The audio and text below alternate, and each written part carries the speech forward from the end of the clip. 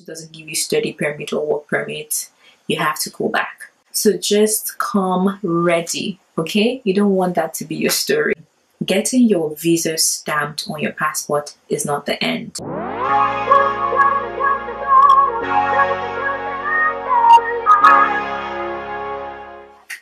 Hi people, welcome back to my channel. It's Sommy here again.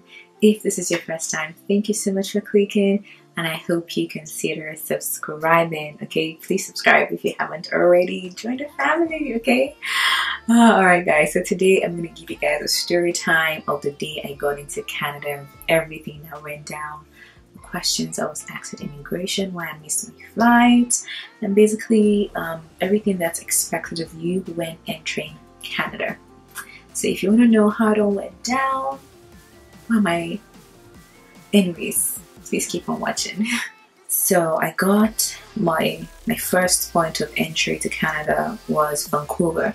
I got to Vancouver at about 12:30 p.m. on a Thursday, and my next flight to my final destination was at 1:45, if I remember correctly. So I literally had an hour to get to the local departure and board my flight. So as you can imagine, I was rushing so I wouldn't miss my flight. So the first thing I had to deal with was declaration. I've heard that in the past they give out a form for you to fill to declare, but this time around it was a computer thingy.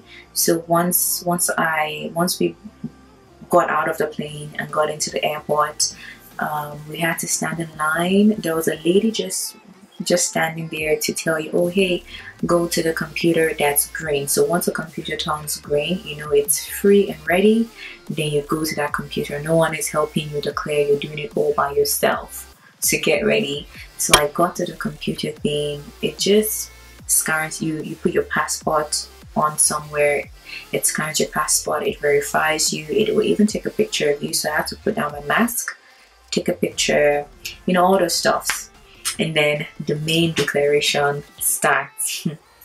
So you guys, I don't know if you guys know this or not, but there are certain things you cannot bring into Canada. So things that like chicken and meat and anything that has to do with either of them.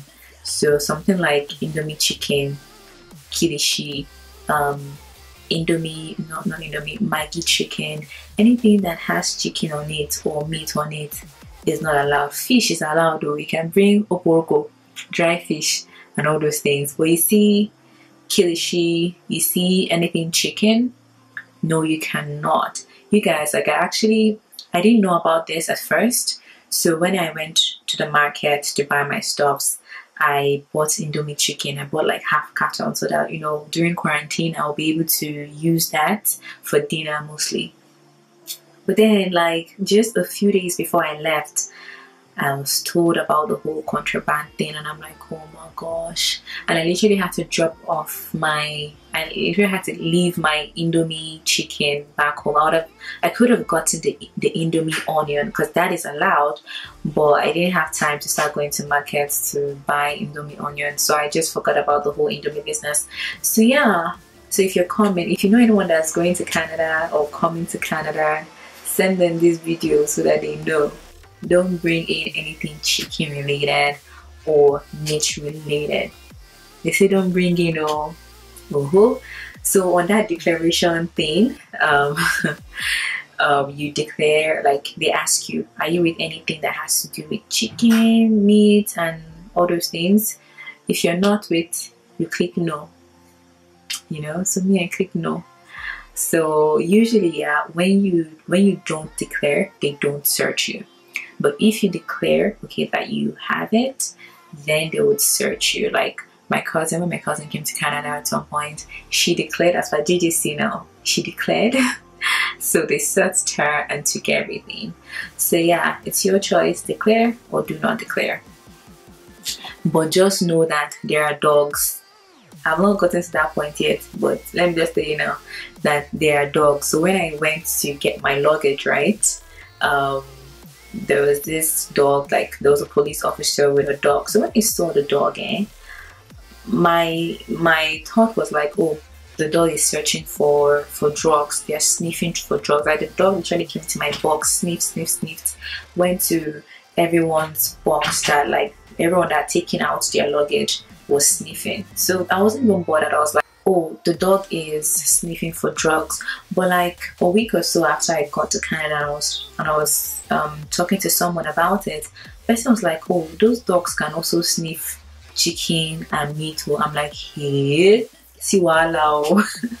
I don't know how true that is, but according to what the person told me, because the person says, you know, they travel frequently, and those dogs can also sniff out the whole contraband thing. So I don't know, just stay safe, do what you want to, but just be aware of the consequences. So even pig milk, I heard is not allowed, so I didn't even bring pig milk, something that I've been enjoying.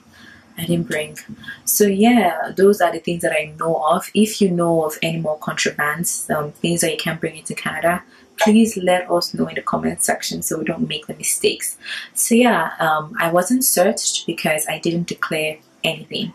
Okay, so the second stage is the first set of immigration officers. So after declaring, the computer would print out a slip. So there's a code on it, and you give the slip to the first immigration officer so they see what you declared or not. So yeah, I went to the, first of all, there was a long queue. Like, this was the reason why I missed my flight. I know a lot of you have been asking me questions about why I missed my flight. So I didn't miss my flight because of any issue at immigration. No, I was good. I didn't have any issue.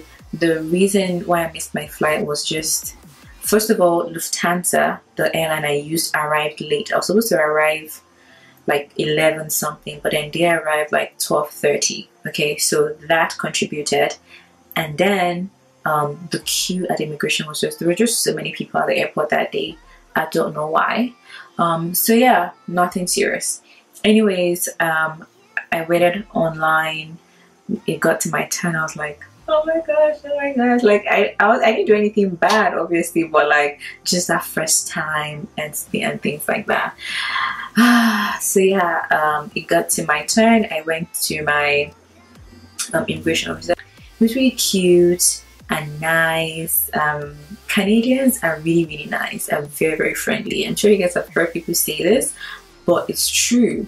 Like, they can literally just form a conversation with you, like you're just walking and then you'll be like, oh hi, where are you from, and like things like that. Canadians are generally really friendly. So yeah, the officer was nice and friendly, and Asian as well, you know, Korean, but he wasn't Korean, at least not to my knowledge. He looked more Chinese. And guys, let me tell you guys, in Vancouver, the airport, first of all, yeah, there are so many Asians. Like, I don't know why. Like, obviously it's a good thing, you know, the mix of the culture and the ethnicity is great, but I'm just telling you what I observed. There were so many Asians at the airport, as in walking. Like, the two immigration officers that attended to me were Asians. So many. And even like in Vancouver, when we like went out of the airport, like I saw a lot of Asians in Vancouver. It's like that's their hub. I don't know for other cities, like maybe tell me, are there a lot of Asians in your city? But for Vancouver, there are a lot of Asians. So that's by the way. Anyways, so the officer asked for my passport. He asked for my final letter of approval and also my COVID test, because I had to do a COVID test before flying. And yeah, so he also asked for my letter of admission, and that was pretty much it. He didn't ask for much. Mind you, there's still the main immigration. This is just check-in, like you're just checking in, you haven't gotten to the main point yet. So yeah, he pretty much just said, oh okay, you're good. His main focus was the quarantine. He made sure to warn me. He was like, make sure you adhere to your quarantine plan. If not, there could be a fine of 1 million Canadian dollars, or you could spend up to, was it 3 years in jail, he told me. I can't remember what he told me, but yeah, he said there'll be jail time. I said, okay, oh, I will quarantine in peace. I know, like wahala. So yeah, that was that. Let's move on to the third stage. So basically the next stage was to go get my luggage. That didn't take long. This was where, you know, the whole dog situation happened. So I got my luggage, and then I went to the third stage, which is immigration. You guys, this is the place that they call immigration. When you hear immigration, this is the main place. Guys, this is where you get your study permit. Let me tell you guys something, and I'm not trying to scare you or anything like that, but getting your visa stamped on your passport is not the end. Like, until you get your study permit or your work permit or whatever, or your PR card, whatever you're coming in with, matter still day. Like, just come prepared, come with all your documents, come right. In fact, if possible, if you can come with everything you submitted for your application, just get your documents ready, because you don't know what you're going to be asked for at the immigration. You don't know what kind of questions you're gonna get asked.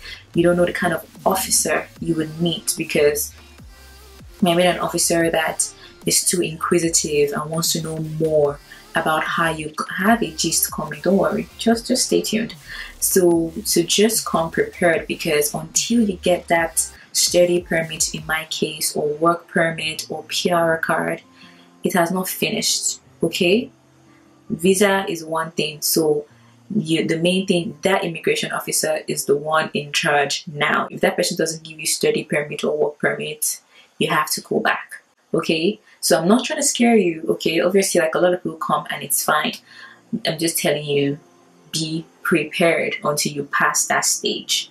Okay, so in my case, I wrote down the things she asked me, so I will just look down. Now, in my case, my immigration asked me for the name of my school and the city my school is in. So imagine if I don't know the name of the city my school is in.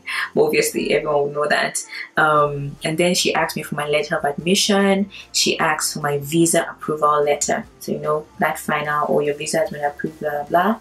She asked me for that letter. And then she now asked me, this is the one that could have shake me, but obviously it's not a big question. She just asked me if, she was like, do you have funds for your tuition ready and available? I was like, yeah, I do have funds for my tuition available. So thankfully she did not ask for proof.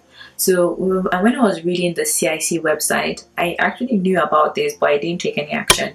Like, you'd see that, you know, you should have proof of funds with you when entering Canada, because they want to see, like, okay, where's your proof of funds? Can you take care of yourself? Can you pay your tuition? But I didn't have any proof of funds on me because my sponsor had traveled, so I couldn't print out any bank statement and stuff like that. So I'm so glad she did not ask me for proof, because what do I want to tell her? I'm sorry, but I did not print out statement. So yeah, if you can have proof of funds, please have that, because like I said, you might meet a different immigration officer and they might ask you for proof of funds. You know, it's better to be over prepared than under prepared, Abby. So thankfully I didn't get asked a lot of questions, you know. So she took the documents I provided, she told me to sit down and wait, and she started working on printing out my study permit. So now let me tell you guys the gist that I said I would tell you. You guys, yeah, so there was this couple beside me, a girl and a guy. They started their whole thing before me, and I left there way before them. So what had happened was, the guy, I don't know what country he's from, I don't understand the language they were speaking, but let's just say, for example, it was definitely a European country. So let's say, for example, Ukraine, yeah? So the guy is from Ukraine, for example, and the girl is Canadian, but she knows how to speak Ukrainian language. I don't know if she's originally Canadian, but she's a Canadian citizen, but she knew how to speak his language. So basically, she was the one talking to the immigration officer. The guy had come in on a work permit. Okay, so the immigration officer was asking, so you have a work permit, but how did you get the job? Where did you see the job posting? So basically, yeah, the guy had gotten a job at the girl's father's farm. So his work permit was to work at her father's farm. Do you understand? So basically, she helped him get a job at her father's workplace.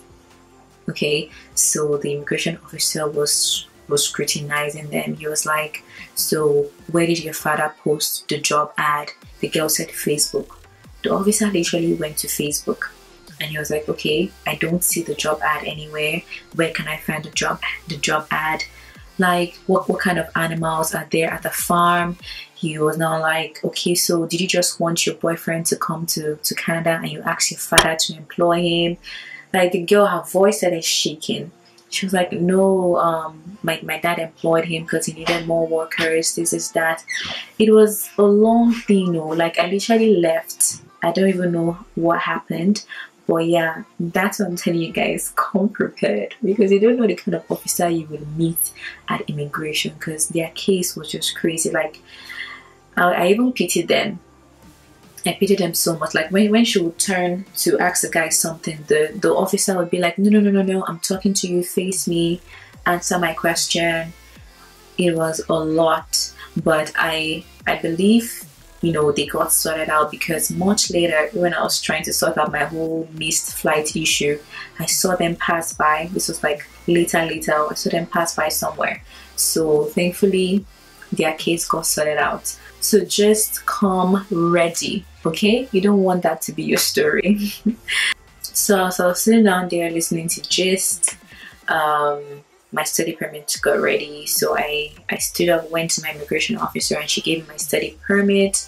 So she told me to check everything. So make sure you check everything: the name, your name is written correctly, your date of birth, the expiry date, everything. And mainly check that at the bottom they usually would write you're allowed to work on and off campus. So make sure they write that, and make sure they don't miss that off campus as well, because sometimes you might not be able to get a job on campus easily, so you want to have the option to work off campus as well. In fact, that actually happened to a friend of mine. She came into Canada and they didn't write that she could work off campus, so it took her a couple months to fix that. In fact, she actually put out a video of that on her channel, so I'm going to link her video down below, so you can watch that video of her own immigration story.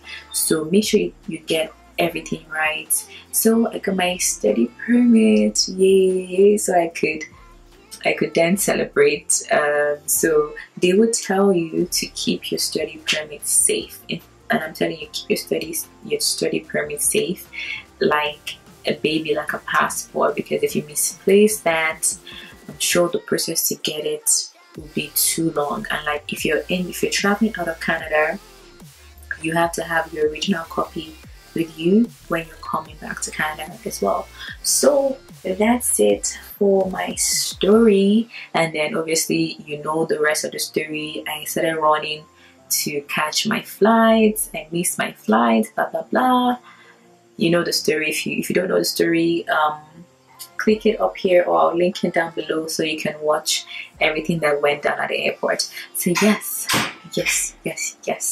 So yes, that's it. That's my immigration story. I hope you guys learned one or two things, because if I had known a lot of the things that I mentioned in this video, I'd have taken more precautions. So yes, thank you guys so much for watching as always, and I will see you guys in my next video. Please subscribe if you haven't. Thank you. Okay. Alrighty, love you all. Bye.